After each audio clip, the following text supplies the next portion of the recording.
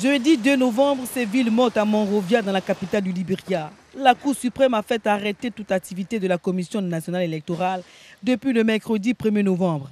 Le temps d'examiner la requête déposée auprès de l'institution par Charles Bremsky.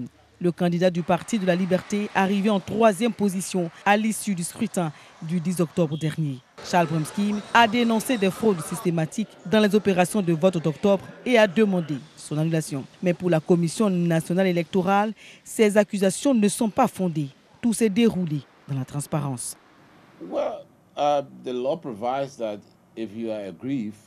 La loi a tout prévu.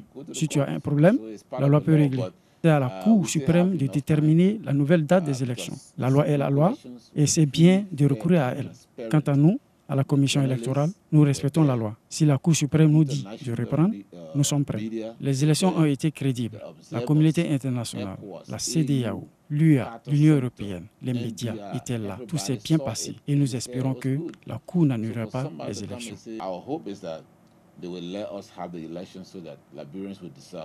Le dimanche 26 octobre, Joseph Boakai, le candidat du parti de l'Unité, l'un des élus pour le 2e tour de la présidentielle, s'est engouffré dans la brèche ouverte par Charles Bremsky, en évoquant à son tour dans un communiqué des fraudes dans le vote du 10 octobre. Le mandat de cessation des préparatifs pour le second tour a entraîné de facto l'arrêt des activités de campagne dans les QG des partis politiques.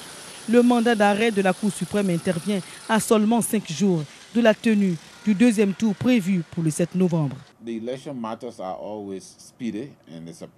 La campagne pour le 2e tour était en cours et nous avons tout arrêté. Peut-être aujourd'hui ou demain, nous pouvons reprendre. Mais nous ne savons pas exactement quand la Cour va lever sa mesure. Nul ne sait la durée de la mesure. La Commission nationale électorale, les partis politiques et leurs candidats, tous attendent le verdict de la Cour suprême. Une réponse positive à la demande déposée par Charles Bremsky signifierait l'annulation du scrutin du 10 octobre et de tout le processus électoral déroulé jusqu'ici par la Commission nationale électorale.